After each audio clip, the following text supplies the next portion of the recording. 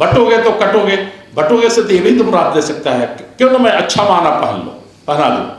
یعنی ہندو مسلم سکھ عیسائی، میں کہہ دوں گا آپ سے کہ اہل حدیث لڑ رہے تھے انگریز کے آنے کے بعد ہی سے، فتویٰ دیا تھا 1817 میں، زوردار فتویٰ دیا تھا شاہ عبدالعزیز نے، جو اہل حدیثوں کے دادا لگتے ہیں، شاہ عبدالعزیز نے فتویٰ دیا تھا جہاد کرنے کا ان سے، ڈاکٹر تارا چند کو پڑھیے، لکھا ہوا ہے، آپ نے چلتے ایک لفظ کہنا پڑے گا مجھے، تو اس وقت یہ سب کچھ تھا، اکیلے لڑتے، میں نے مسز گاندھی کو لکھا تھا اس وقت جب ہمارا 1857 پر جشن منایا جا رہا تھا، میں نے ان کو لکھا تھا، انہوں نے منشی جی کے حوالے کر دیا تھا کہ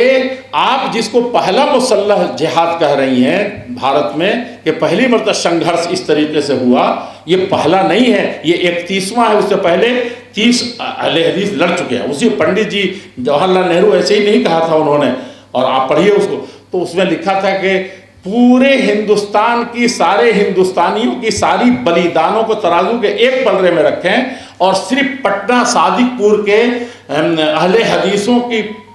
قربانی کو ترازو کے دوسرے پلڑے میں، تو یہ بھاری پڑے گا۔ میرے کہنے کا مطلب یہ کہ پھر بھی دیش آزاد نہیں ہوا، جب بٹے تھے تو کٹ رہے تھے، اور جیسے ہندو مسلم سکھ عیسائی آپس میں جب بھائی بھائی، یہ جب نعرہ لگا تو دیش اس سے زیادہ کم سنگھرش سے دیش آزاد ہو گیا، میز پر آ کر کے بیٹھ گیا۔ اور میں 1906 کی بات کر رہا تھا، اس سے پہلے آپ دیکھیں گے کہ بالکل میدان میں اہل حدیث تھے، آزادی کے حقیقی ہیرو وہی تھے۔ آپ اگر اس وقت صرف مولانا ابوالکلام آزاد کا نام اس وقت لیا جا رہا ہے تو وہی ایک تھے، ان کا بھی اہل حدیث کے حیثیت سے نہیں، لیکن اس سے پہلے آپ دیکھیں تو، اور آپ کے یہ میں ایک بات میں اور عرض کروں گا کہ انگریز کے خلاف جو جہاد کا فتویٰ دینے والا ہے، انڈیا کا نہیں پورے وشو کا سب سے بڑا گرو حدیث کا، جسے اہل حدیث کہلاتے ہیں، سب پڑھنے آتے تھے۔ یہ آئیں گے نا امام، وہ شاید کہیں کہ ہم کو لے چلو اس گلی میں، میں نہیں لے جاؤں گا، جہاں وہ بیٹھ کے پڑھاتے تھے فاٹک حبش خان میں، پرانی دلی اسٹیشن کے پاس، وہ آدمی جہاد کا فتویٰ دینے والا ہے، اور وہی آدمی جب دیکھا کہ ایک جھاڑی میں رات کو کے اندھیرے میں ایک انگریز عورت کرا رہی ہے، تو جان پر کھیل کر کے اس انگریز عورت کا کیا ہے،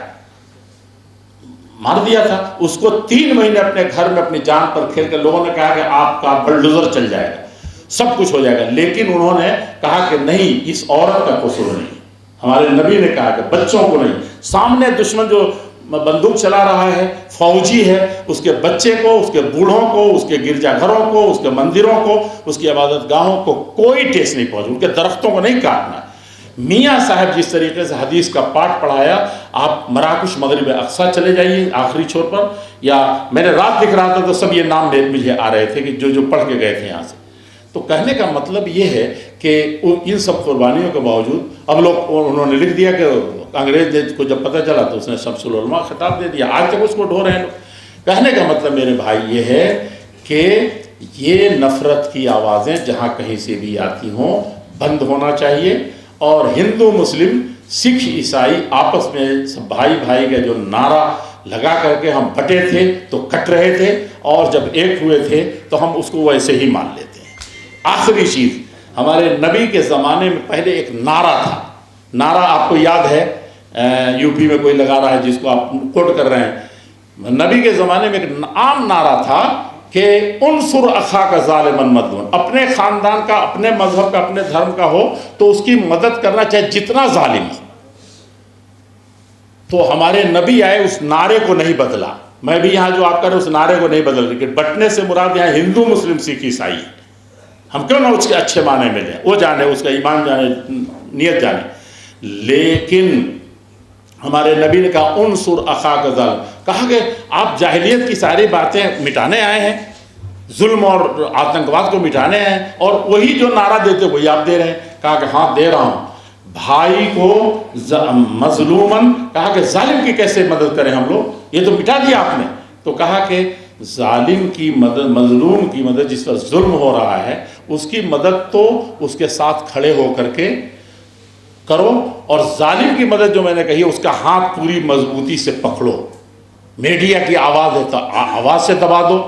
فوج اور طاقت ہے، حکومت ہے، تو وہ اپنے قانون سے، اپنی انتظامیہ سے دبا دے. جو جہاں ہے وہ کوشش کرے. ہمارے پاس کچھ نہیں ہے، مولانا صاحب پاس تقریر صرف رکھی ہے،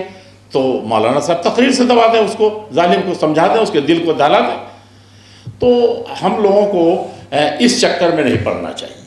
ہاں برا ہے تو برا ہے، اس کو برا کہیں گے لیکن ایسے ڈھنگ سے کہیں گے کہ خود کہنے والے پر اچھا اثر پڑے. تمام کس چیز کے ہیں جو خود ہی 70 پہ 72 پہ بیٹھے ہوئے ہیں. یہ تو پہلے گھر سے تو شروع کرنا ہی. بھائی میرا بیٹا، دونوں بیٹے لڑ رہے ہیں اور میں بڑی سب سے اونچی کرسی پہ بیٹھ کے پنچایت کر رہا ہوں. سمجھا کہ نہیں سمجھا؟ ابھی بعض تنظیموں میں لڑائی تھی تو میں نے دیکھا کہ بھائی خود ہی مجھے لوگ بڑھایا، مجھے ذمہ دار بھی بنایا، تو سب صلح کرائی. آپ لوگ شاید سمجھ گئے ہوں گے کہ کن تنظیم، بڑی ملت کی تنظیموں کا. تو اس کو میں نے کہا کہ گھر میں ہم سدھار نہیں پا رہے، وہاں کیا سدھاریں گے؟ تو گھر میں حقیقت میں مسلمان کو سدھرنا چاہیے، ان کو دکھانا چاہیے کہ ہاں ہم کیسے بھائی بھائی بن کے رہتے ہیں اور آپ کے ساتھ بھی ایسے ہی بھائی بن کر رہ سکتے ہیں. تو یہ فرقہ بندی ہے، کہیں ذاتیں ہیں، کہیں کچھ ہے، اس سے تو ہم کو نمٹنا ہے اور پہلے اپنے گھر ہی سے نمٹنا ہے. لیکن نمٹنے کا طریقہ ہمارے یہاں ہے کہ جتنا سددوا وقاربوا. ہمارے نبی جب سخت مسئلہ آتا تھا تو اس وقت کہنا چاہیے کہ بالکل اس کو ختم کرو، تو وہ کہتے سددوا، جتنا بہتر اور درست طریقے سے لا سکتے ہو قریب اس کو لاؤ. سددوا وقاربوا، اور جتنا دور کر رہا ہو اتنا ہی قریب کر لو. تو یہ تو ایک فلسفہ ہے جس کو ہم لوگ اس وقت نہیں کر رہے ہیں. بقیہ یہ ہے کہ جیسے قانون ہے، قانون کا ہاتھ ہے، تعزیر ہے، قصاص ہے. اب میں آپ لوگ چھیڑ رہے ہیں تو میں ایک جملہ کہہ دوں. کسی نے کہا کہ بڑا کٹھور دھرم ہے، وہ کوئی لڑکی کا بلاತ್کار کرتا ہے تو کیا کرتے ہیں؟ کہتے ہیں کہ سیدھے پتھر سے مار کے اس کو کر دو، شادی شدہ ہے تو ہمارے ایک ہوم منسٹر نے بھی کہا تھا اس وقت. میں نے ان سے کہا تھا جب سعودی بادشاہ آئے تھے تو مل گئے تھے وہ صدر جمہوریہ کے یہاں، یعنی راشٹرپتی جی کے یہاں. تو تھوڑی دیر کے لیے میں ان سے کہا کہ آپ، اور کچھ ہی دنوں کے بعد انہوں نے کہا تھا کہ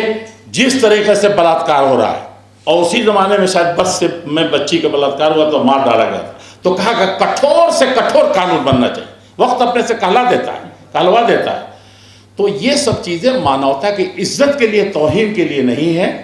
اور ان سب چیزوں کو اسی درجے میں رکھنا چاہیے. سزائیں ہیں، ظالم کو کیفر کردار تک پہنچانا ہے، لیکن کون پہنچائے گا؟ میں. یعنی اسلام میں ہے کہ پردہ نہیں کرتی، ایسے ہی گھوم رہی ہے تو پردہ کرنے کہنا چاہیے تو میں کھڑا ہو جاؤں گا. ٹریفک والا ٹریفک میں ادھر ادھر کیا تو جیسے ہم لوگ دونوں آدمی اتر کے لڑ لیتے ہیں، وہ قانون ہے،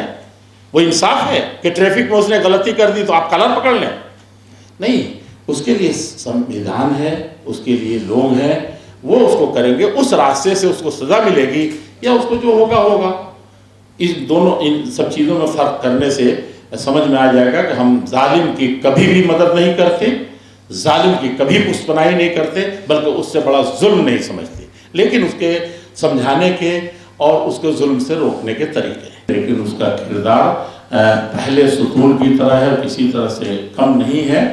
اور اس کو اسی شکل میں ادا ہونا چاہیے.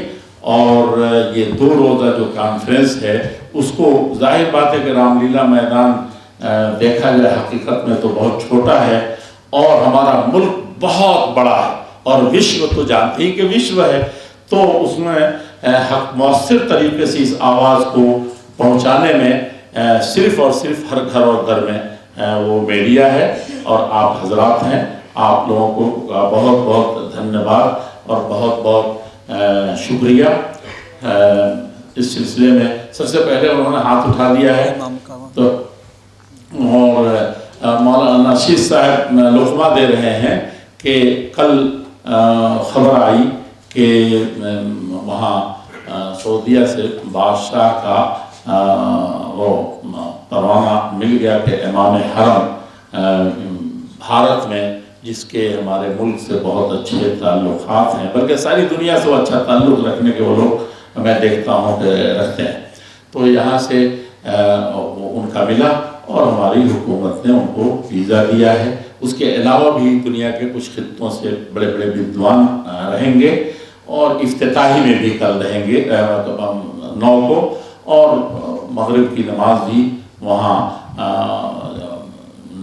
نماز کے بعد، مغرب کی نماز کے بعد ان کا پیغام انسانیت،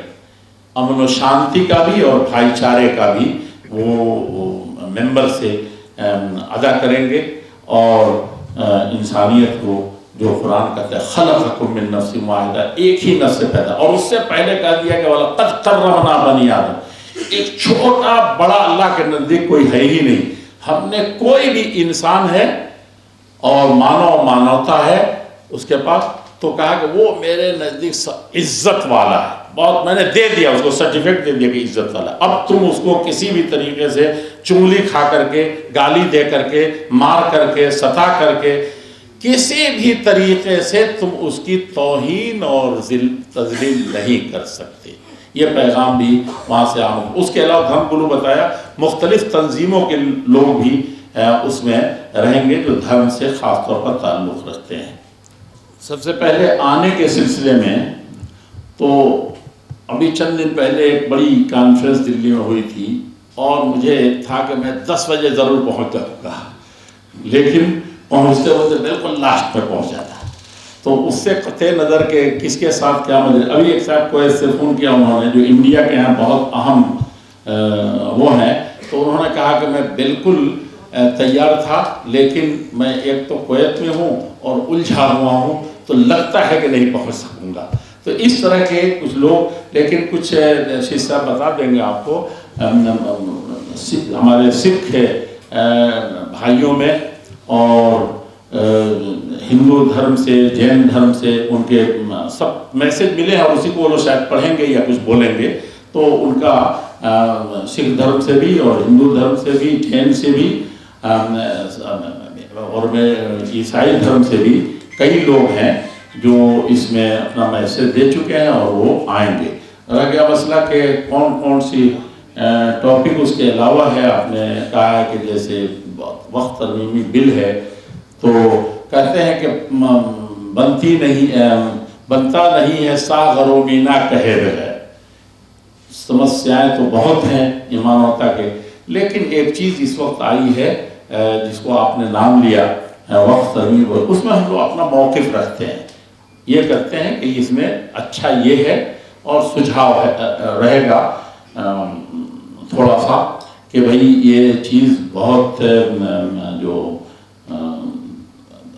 وقف کا معاملہ ہے اس کو مزید غور سے دیکھنے کی ضرورت ہے، اور اس میں امینڈمنٹ کس حد تک اور کہاں کہاں ہو سکتا ہے، اور کہاں کہاں ہونے میں کتنے خطرات ہیں، کتنے طرح کی جو یہ ہم سمجھ رہے ہیں کہ اس سے بڑی وقت جائیداد کی حفاظت ہوگی، تو ایسا تو نہیں کہ وہ کسی اس سے زیادہ وہ نقصان پہنچ جائے، تو یہ بہت سمجھنے کی بات ہے، اور اس سلسلے میں ہماری مسلم پرسنل لا بورڈ اس سلسلے میں حکومت سے لے کر کے ہر سطح پر بات کر رہی ہے۔ رہ گیا اور جو مسئلے ہیں مدارس کے بھی، وہ تو چل رہے ہیں، آپ نے کل کورٹ کا فیصلہ بھی کچھ چیزوں کے سلسلے میں سنا، اور مدارس کے بارے میں بہت سمجھانے کی ضرورت ہے، اور میں کہوں گا کہ مدارس ہمارے جاننے کے حساب سے جہاں میں پڑھا ہوں، ہم لوگوں کو یہی سندیش دیا گیا ہے۔ اس کے علاوہ بھی کچھ چھوٹے موٹے مسائل ہیں، وہ اپنے افہام و تفہیم یعنی سمجھنے اور سمجھانے کی حیثیت سے آ سکتے ہیں اس پروگرام میں، ورنہ ہم کہتے ہیں کل السید فی جوف الفرا، جب کل کہہ دیا تو جز اس میں چھوٹا تو ایسے ہی داخل ہو جائے گا۔ جب مانوتا کی سمسیاؤں کا مسئلہ ہے، انسانیت کے درپیش مشکلات کا مسئلہ ہے، اور ایک انسان دوسرے انسان کا احترام کرنے لگے، تو پھر سب سمجھے اس میں ساری چیزیں، گھر کے چھوٹے سے آنگن سے لے کر کے ساس بہو کا یا اماں بیٹی کا ہو، یا یہ کہ وشو کا مسئلہ ہو، وہ مانوتا اور انسانیت کی بنیاد پر حل ہوگا، وہ چیزیں بھرپور طریقے سے آئیں گی۔ دیکھیے ہم تو جن بزرگوں کو جانتے تھے، جو لوگ آتے تھے، اس میں سے تو اکثر لوگ چلے گئے ہیں۔ نئے لوگوں میں مولانا آپ لوگ نام بتا دیجئے ان کو کون کون آ رہے ہیں۔ اسی کو میں زیادہ اوڑھنا بچھونا بنا کر کے جتنا فائدہ پہنچا سکتے ہوں پہنچائیں۔ میں آپ بات لمبی نہ ہو جائے، ہم یہ کہنا چاہ رہے ہیں کہ ہمارے نبی محمد صاحب جب نبی نہیں بنائے گئے تھے، آپ جانتے ہیں کہ دنیا کی ہر برائی اس وقت تھی، کاٹ مار کھانے والے لوگ تھے ایک دوسرے سے، لیکن اس وقت بھی جب سنا کہ اس وقت مسلمان نہیں تھے، کچھ لوگ جب جینا دوبھر ہو گیا، اجیرن ہو گئی زندگی، تو کچھ لوگ ایک آدمی کے گھر میں بیٹھے، آپ تو رام لیلا کی بات کر رہے ہیں، بہت بڑی جگہ ہے،